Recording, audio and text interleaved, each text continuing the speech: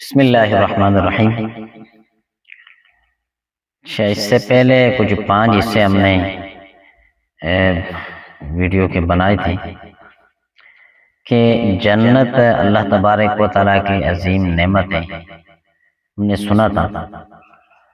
اس پر حضرت سیدنا زید بن ارقم رضی اللہ تعالیٰ عنہ فرماتے ہیں کہ ایک مرتبہ ایک غیر مسلم شخص پیارے آقا مکی مدنی مصطفیٰ صلی اللہ علیہ وسلم کی خدمت میں حاضر ہوا اور عرض کیا کہ ابو قاسم صلی اللہ علیہ وسلم، آپ کیا فرماتے ہیں کہ جنتی کھائے پیئیں گے؟ فرمایا ہاں، اس کی قسم جس کے قبضے میں میری جان ہے، بے شک اہل جنت کو کھانے پینے میں 100 مردوں کے برابر طاقت دی جائے گی۔ یہ سن کر اس غیر مسلم نے پوچھا کہ جو کھاتا پیتا ہے اسے تو حاجت پیش آتی ہے اور جنت میں کوئی تکلیف نہیں، تو رسول ذیشان مکی مدنی سلطان صلی اللہ علیہ وسلم نے فرمایا جنت میں قضائے حاجت بس اتنے ہی ہوگی کہ انہیں مشک کی طرح خوشبودار پسینہ آئے گا اور تمام کھانا ہضم ہو جائے گا۔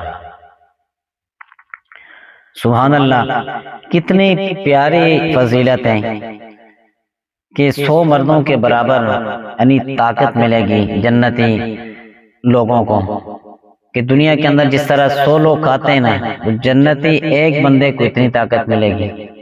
اور روایات میں ہے کہ اللہ پاک فرشتوں کو فرمائے گا کہ میرے دوستوں یعنی اہل جنت کو کھانا کھلاؤ، بس انہیں مختلف رنگوں کے کھانے پیش کر دیے جائیں گے اور جنتیوں کو اس کھانے کے ہر لقمے پر جدا جدا لذت آئے گی۔ جب یہ کھانا کھا چکیں گے تو حکم ہوگا کہ میرے بندوں کو پانی پلاؤ۔ اب مختلف قسم کی شربت پیش کیے جائیں گے جن کی ہر گھونٹ پر علیحدہ علیحدہ مزہ آئے گا۔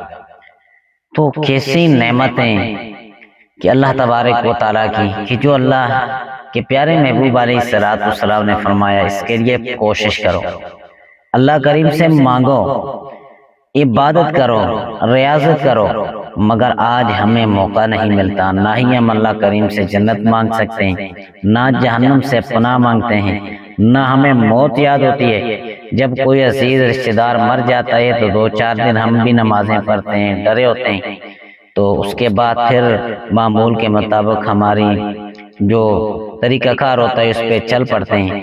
دعا فرمائیں کہ اللہ تبارک و تعالی ہمیں زیادہ سے زیادہ اللہ پاک کا ذکر اور اذکار کرنے کی توفیق نصیب فرمائے، آمین۔ الحمدللہ۔